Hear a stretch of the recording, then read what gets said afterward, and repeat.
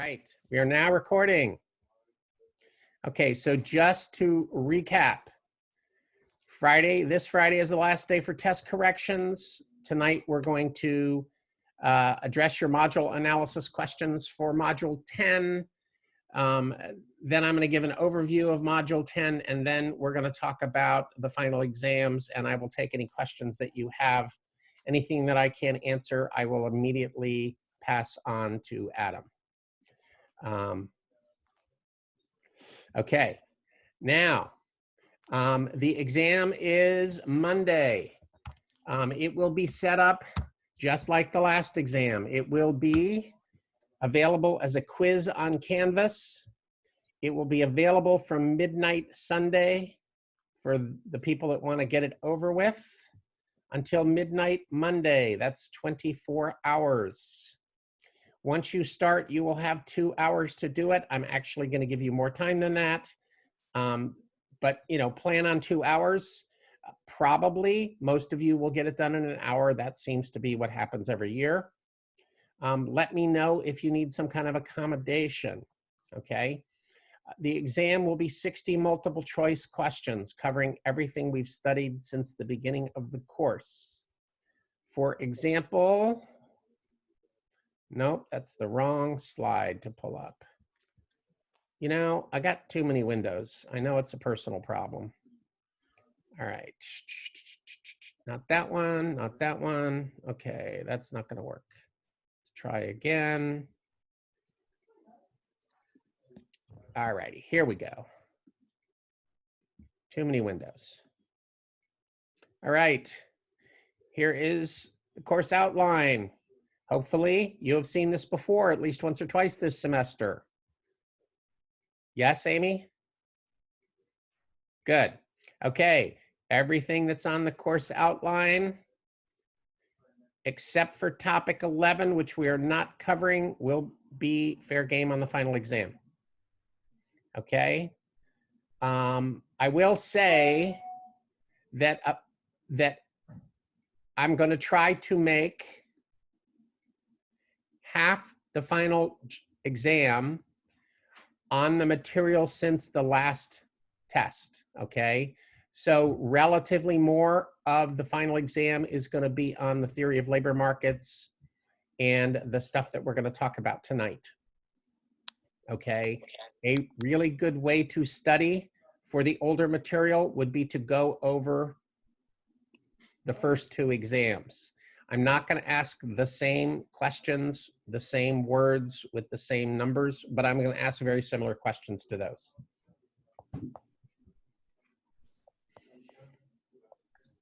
All right, everybody clear?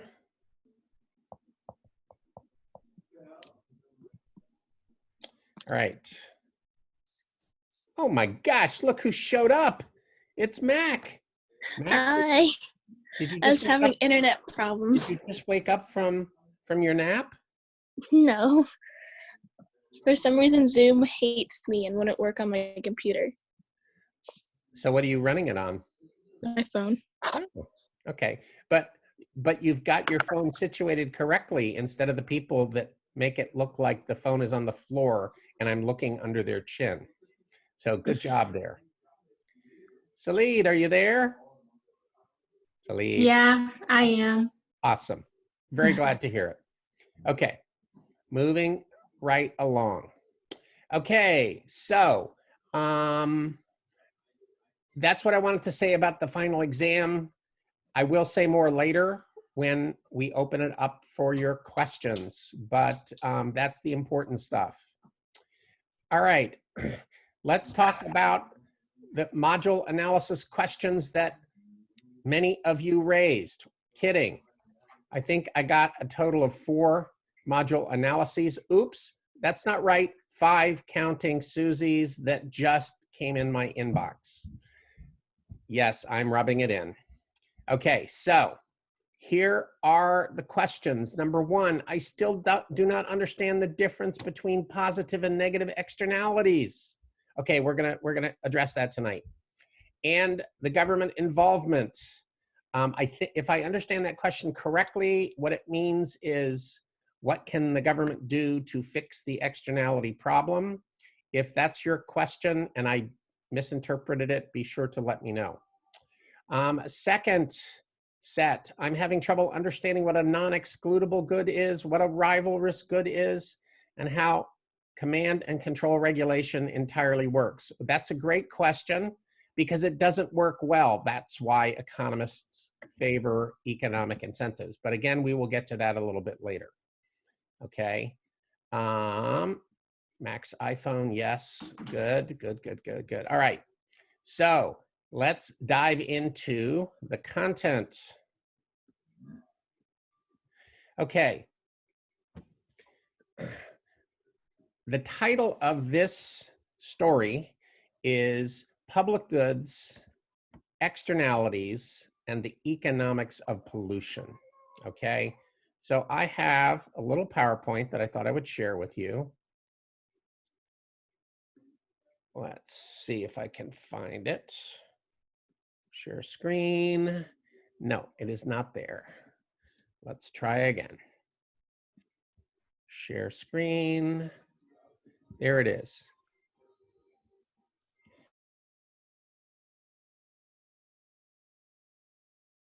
All right. So here is the screen. Public goods. Oops, I changed the title after the fact. So let me change it back. Externalities. Come on now. IES. Externalities and the economics of pollution. Okay, very good. Now, okay, here's the deal. Goods and services, products, we say goods, but they could be services as well, fall in a range from public goods to private goods. Okay, public goods, private goods, and there are many, many, many in between. Okay, public goods are what we call non-excludable and non-rival. In other words, public goods are the nons. I'll explain what those things mean in a second. Private goods are excludable and rival. So they are not the nons. Okay. What does excludable or non-excludable mean? It means, well, let me say non-excludable. Public goods are non-excludable. What that means is if they are provided to anyone, they are provided to everyone. Once it's there, you can't keep anyone out. That's why it's non-excludable. The classic example of this is national defense. Once we have national defense, everybody gets the benefits of it. Okay? Private goods, by contrast, are excludable. What that means is that you buy it, you get to consume it, no one else does, right? Your consumption excludes other people from consuming it. Think about an apple. You buy it, you eat it, you get the benefit of it. If you eat the apple, I can't have it. That's excludable.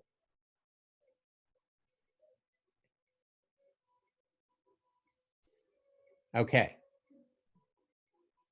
Now I've spilled a little bit into rivality, if that's a word. Okay. Something is non-rival if your consumption of the product does not prevent me from consuming it too. The fact that I get protected by national defense in the US doesn't prevent you from being protected at the same time. So we call that non-rival.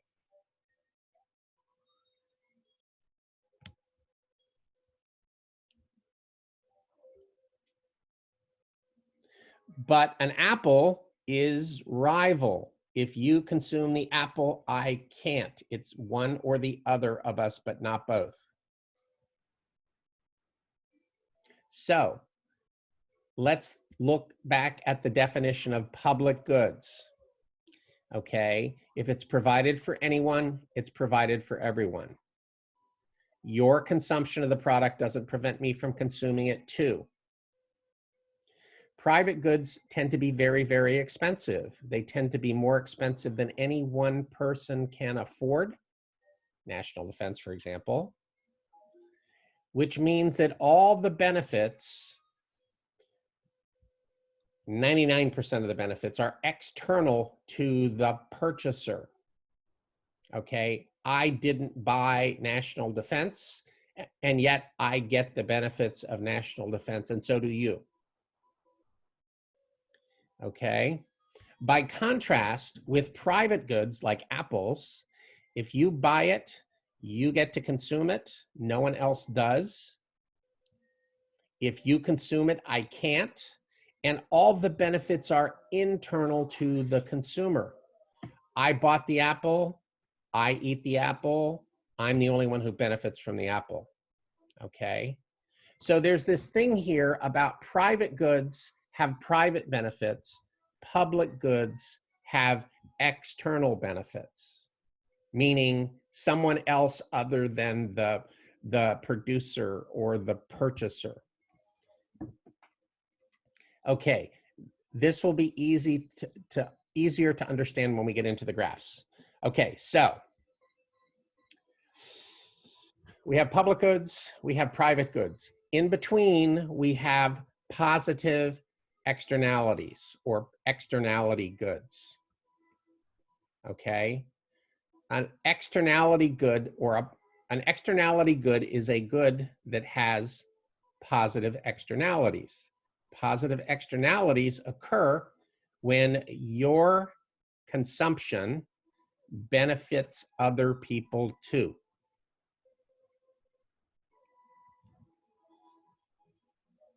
So with positive externalities or externality goods, there are some private benefits. The person who bought and consumed the product gets private benefits, but there are also public benefits, or what I've been calling previously external benefits.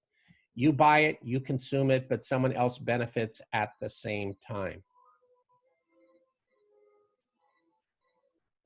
Okay, let me show you a picture of that. Can I find the slide? Okay.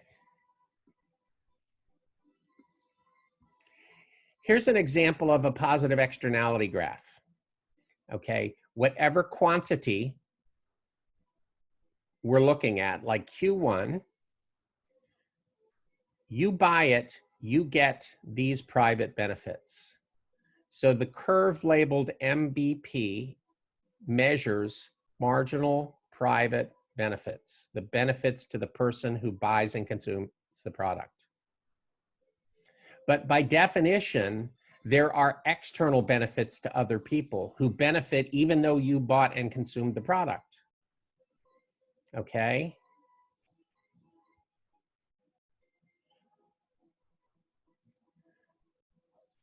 I used to go down to the high school and I didn't want to pay the admission to get in to watch the baseball games. So I stood on the hill next to the baseball field and looked down into the field and got to watch the game for free.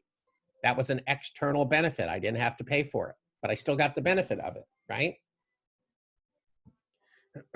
The best example of positive externalities is the one that I introduced last week, which is this whole social distancing thing, okay? When you maintain social distance from people, that prevents you from getting the COVID virus, which is your private benefit. But more important is you then don't pass it on to anybody else. That's the external benefit. In terms of social distancing, the external benefit is huge compared to the private benefit. So most of the benefits are external there. If you add the private benefit and the external benefit, you get the social benefit. And so the curve labeled MBS is the marginal social benefit curve. And the thing to realize here is that when you have a positive externality, the marginal social benefit is greater than the marginal private benefit. There are many, many examples of positive. Sorry? Can you say that again? Okay, what I think the last thing I said is this bottom line here, MBS is greater than MBP. When you have a positive externality, the social benefit up here is greater than the private benefit down there. So parks have positive externalities. You know, you can enjoy them, I can enjoy them, even when we're social distancing, as long as we stay apart. Highways have positive externalities. Education, public education has positive externalities, okay? Pam and I benefit when you get educated. We benefit in part because you provide us with a job.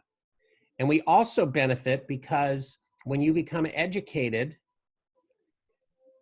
you're more likely to get gainful employment and we won't have to support you. We won't have to pay unemployment compensation or food stamps or other forms of welfare, right? So we benefit from you being educated.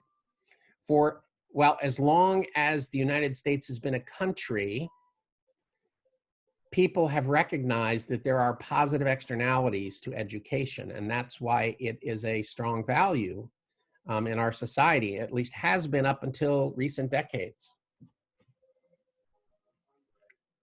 Okay, any questions before I do the magic? Pull the rabbit out of the hat. Okay. The problem with positive externalities is the following. Okay.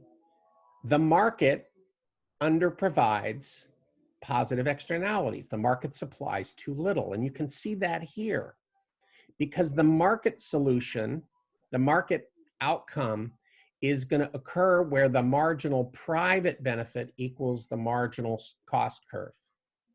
Okay.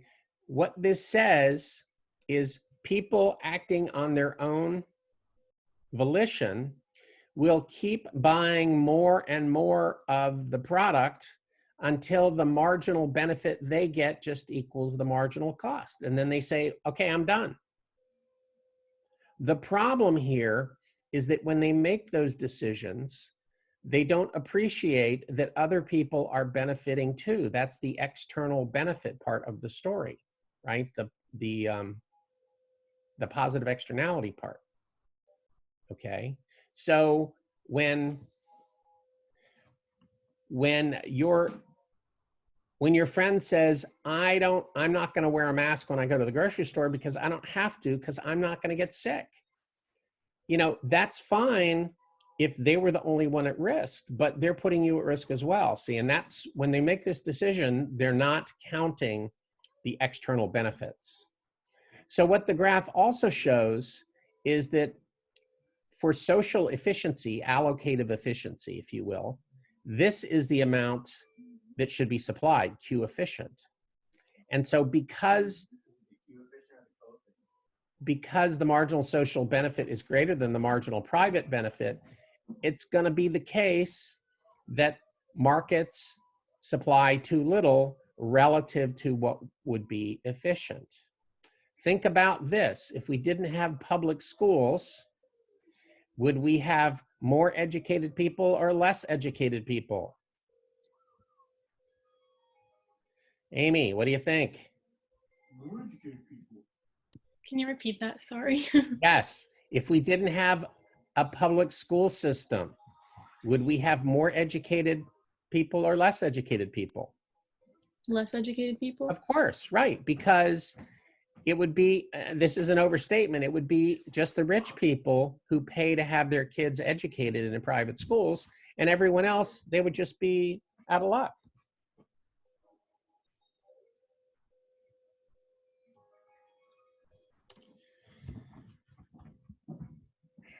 Okay, so that's positive externalities. Okay, so the solution, no, let me say it differently. The way to fix the problem of positive externalities, a common way is for the government to come in and subsidize production or consumption of the externality good. That's the reason why we have the public school system. Okay, so in that case, the government is actually providing the schooling. In other cases, they may just subsidize it. Okay. All right, now let's move on to pollution. Pollution is more fun. Okay. Pollution is a negative externality. Okay. A negative externality is a situation where the marginal social cost is greater than the marginal private cost. So if you pick some level of output, you'll see that there's two cost curves, the private cost curve and the public cost curve. They reflect the private cost of polluting and the external cost of polluting. Okay, suppose you're a chemical company and you have chemical waste. And you need to do something with it. So you put it in a truck and you drive it to the river and you dump the chemicals in the river. You pay a certain cost in trucking that stuff to the river. But what you're not taking into account is all the costs you're imposing on people downstream who are going to be harmed by the pollution. So the full social cost of your action is much greater than the private cost. Okay, so when we have a negative externality, what that means is the marginal social cost, MCS, is greater than the marginal private cost, MCP.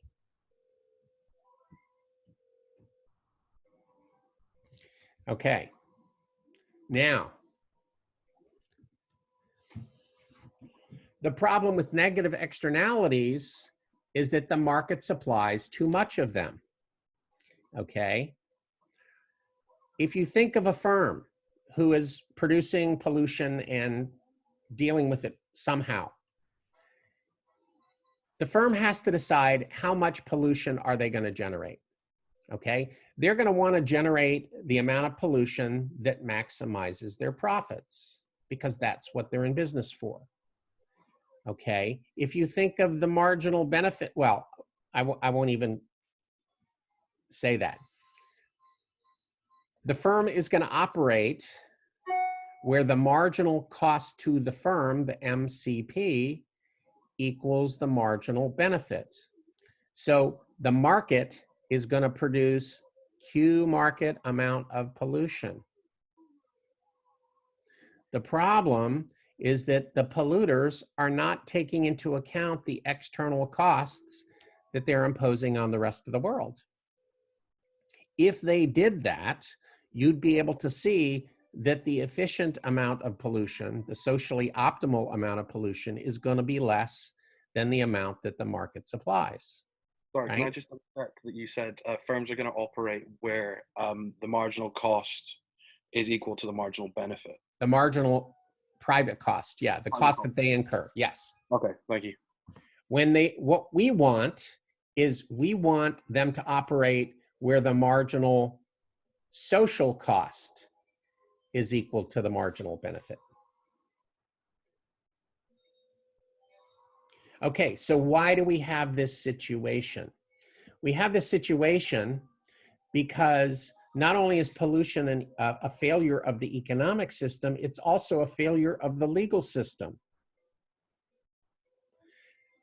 You could ask the question, why do we have externalities? And the answer is because of something called improperly specified property rights. Improperly specified property rights. Property rights allow the owner of something to use it as they wish. And up until maybe 50 years ago, it is Earth Day after all, up until maybe 50 years ago,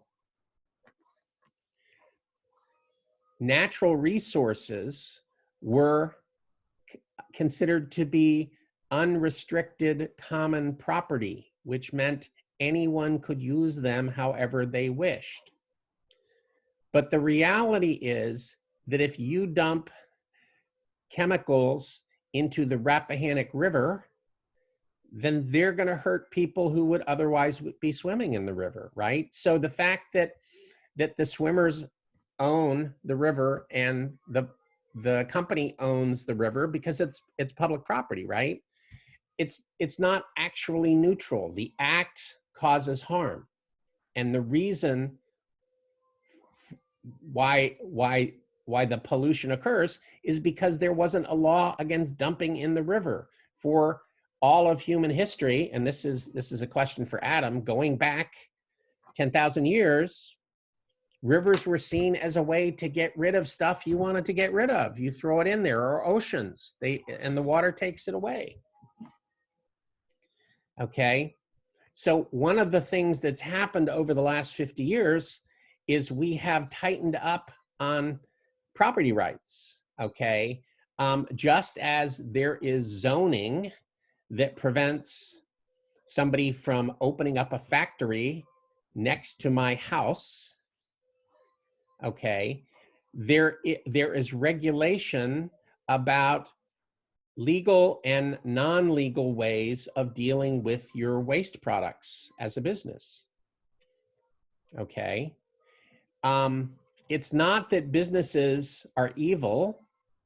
They're simply trying to maximize profits. That's what they do, right?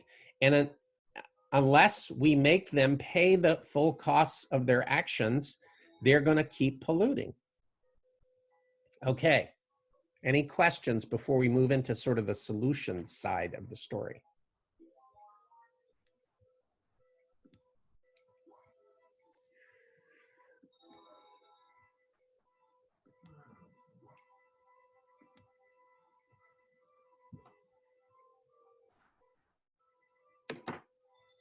All right. Okay. Now, hopefully you can still see the graph. There are two basic approaches to negative externalities. One is the regulatory approach. The government could come in and say, you may not pollute more than Q efficient. If you do that, we will fine you. Okay, that's the traditional approach. And it's still more popular than any other approach today. It makes, I mean, it seems logical, right? You make it illegal to pollute more than the scientists tell us is the appropriate amount, okay? The problem with that is it turns out that's a very inefficient way to reduce the amount of pollution, okay? Suppose you have two firms that are creating the same kind of pollution and dumping into the same river. Suppose that one of the firms is able to clean up much more cheaply than the second firm. If the government comes in with a regulation and says you both have to cut back half of this amount, then we are going to spend more money on pollution cleanup. And I say we because even though it's the companies doing the cleanup, what are they going to do with their cleanup costs? Margot, you still there?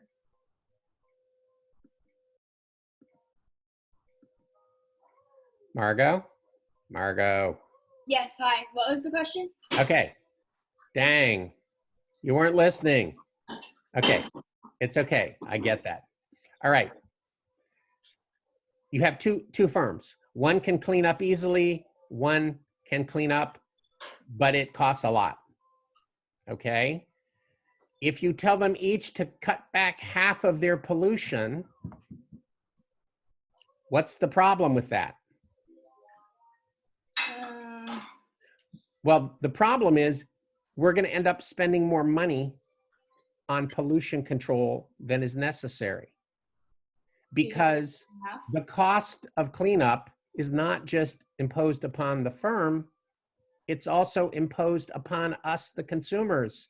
Because if they have to spend money to clean up pollution, what are they going to do?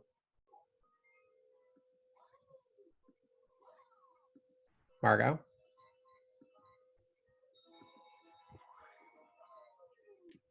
They're gonna spend less, or they're spending more for less of it.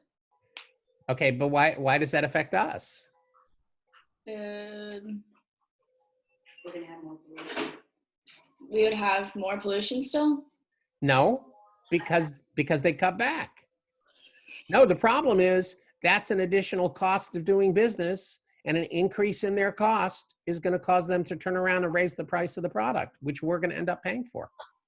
Okay, yeah. See that? Mm-hmm. Okay. So if we can find a way, if we can find a system that reduces pollution the amount that we want, but does it as inexpensively as possible, we all gain from that. And that's the advantage of economic incentives. Economic incentives are basically economic judo. Most people do not understand how this works, but you guys will, because you're now budding economists, or at least you will be after you take the final. Here's how it works. What we say is, okay, companies, you can produce as much as you want. It's your choice. Okay, if we say that, how much are they going to cut back? How much pollution are they going to remove, Lily? Lily, you're muted. How are they going to, If we say you're allowed to pollute as much as you want. they're gonna not cut back at all? Right, okay, but there's a catch. You can pollute as much as you want, but for every unit of pollution, you have to pay a charge or a fee or a tax. That charge is this much, the difference between the two marginal cost curves. Now, if we impose a charge equal to the difference between the two curves, and we say you can pollute all you want to as long as you pay the charge, what will happen?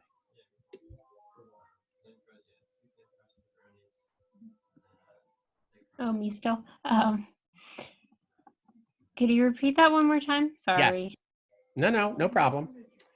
If we say you can pollute all you want to, but for every unit that you pollute, first you have to pay your own private cost. And then on top of that, we're going to add a charge, a pollution charge. So you pay your private cost and then you pay the pollution charge. What happens to the MCP curve in that situation?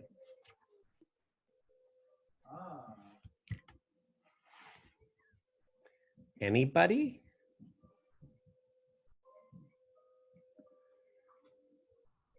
Sierra, any ideas? The MCP curve goes away. It's no longer relevant because the cost to the firm, if you make them pay the tax, becomes the same as the marginal cost to society. So if that becomes their curve, what will they do with respect to pollution? How much pollution will they supply?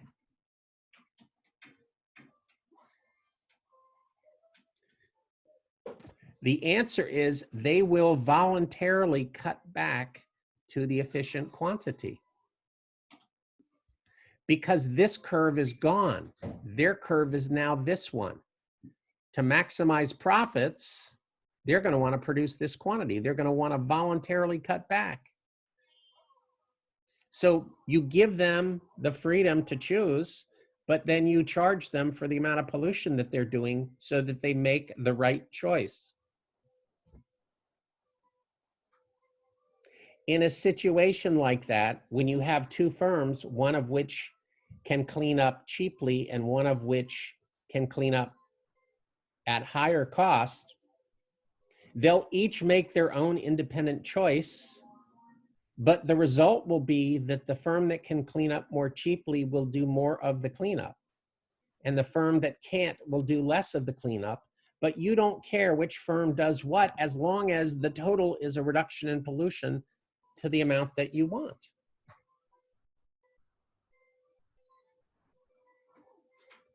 Now it's gotten really quiet, which makes me nervous here. So can anybody articulate a question? I don't know if I can articulate it. You mean pointing again. So the tax that they would get charged is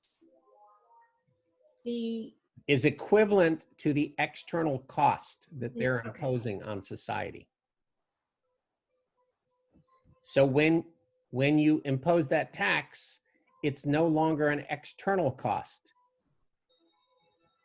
It's an internal cost because the firm is liable for it. And therefore, they take that cost into their calculation and they voluntarily cut back the amount they pollute.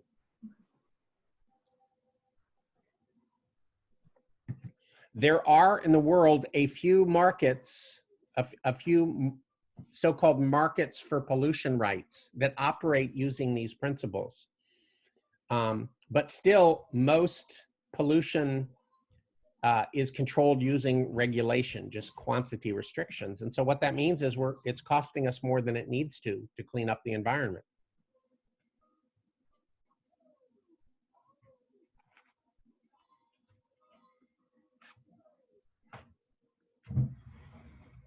We have a whole semester course on this stuff.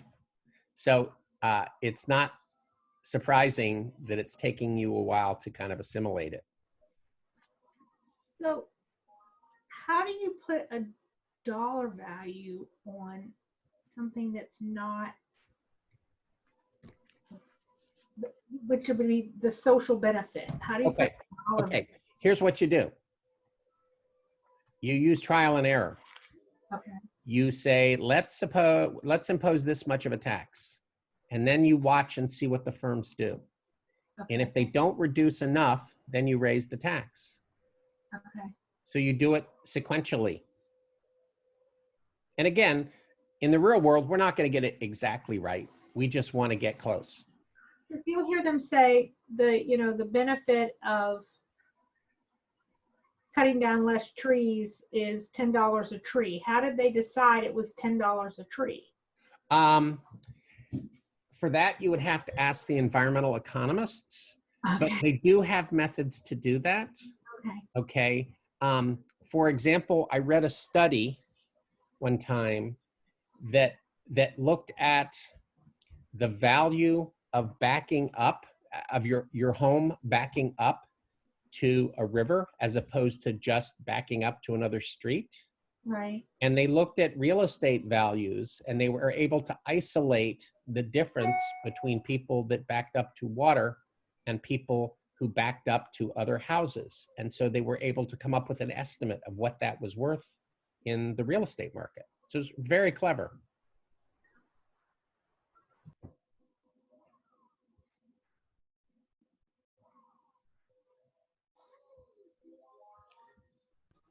Anybody else? I have a question, but it's kind of not related. Is it about economics? Yeah. The difference between public and pure public. Okay, you mean what is the difference? Yeah. Okay. Remember I said there is a spectrum of pure private to pure public. Okay.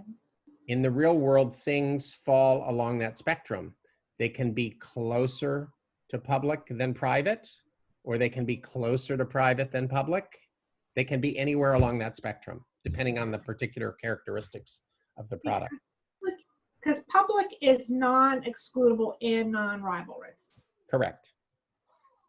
But as is pure public, it just means that so if it's pure public, it's just more non-excludable. No. If it's absolutely non-excludable and absolutely non-rival, it's pure public. Okay.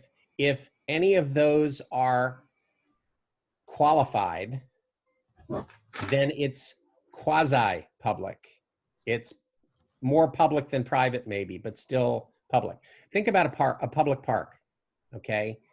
If Okay. you're the only person in the public park and one other person comes in, if they stay away from you, they have no effect on you, right? So that's non-rival at that point. But if more and more and more people come into the park, at some point, they start to bump into each other, and that's when it becomes rival. Okay. The same argument can be made for highways and traffic congestion. Ah, okay.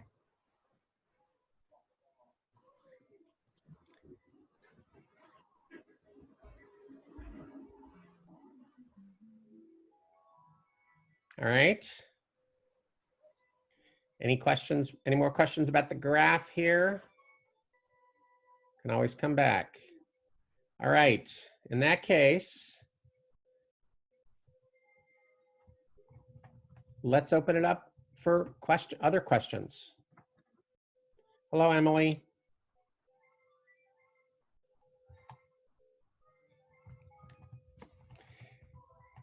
Maybe you've had other things on your mind and you haven't done your major studying for this exam yet. That's okay.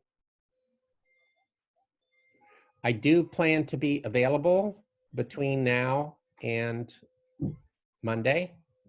Okay, so if you have questions on Friday or Saturday or Sunday, send me an email and I will get it and I will get back to you. We can talk by phone. I can set up a little Zoom meeting if you want graphs and stuff like that. The other thing that I plan to do is to be online from 9 to 5 p.m. on Monday. So if you take your exam during that time frame and you have a question about something, then you can ping me, send me an email, and I will immediately respond. Okay? Other questions? Be an acceptable question. What's that? What would be Considered to be an acceptable question. You let me decide that. Okay. Anything is acceptable, but I may not be able to answer it for you. Okay. Okay, like I don't know what's on the exam right now, so I Right. can't, If I was in the middle of the exam and didn't understand something. Yes, exactly. So you can call me, you can email me, and say, please call me because I have a question. All of that is fine. If you ask me what's question number 1, I have no idea at this point.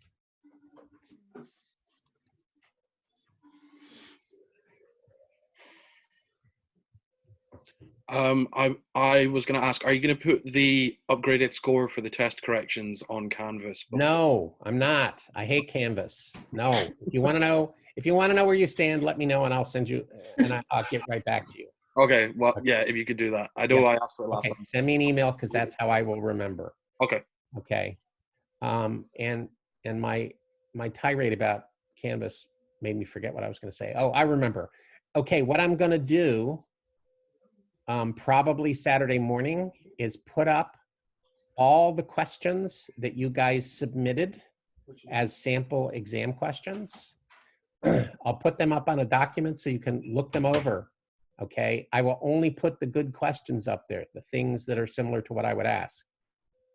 If you submit a crappy question, I won't give you the points for a crappy question, but B, I won't put it on the document. Okay, so make a point of planning to come and look at the document on Saturday or Sunday. I'll put up an announcement for where you can find the document. I have a question. So, what would a bad question be like?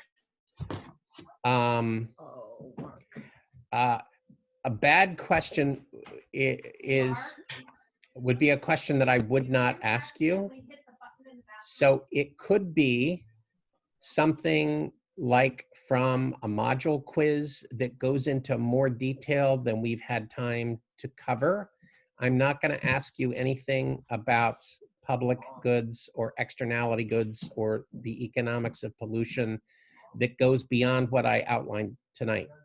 Okay, so I'm not going to ask a lot of math problems other than the ones you've already seen on exams. Okay. There will be a big supply and demand problem. There will be a big find the consumer equilibrium problem. Okay.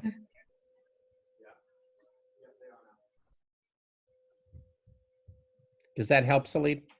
Yeah, thank Okay. you. Yep. Other questions?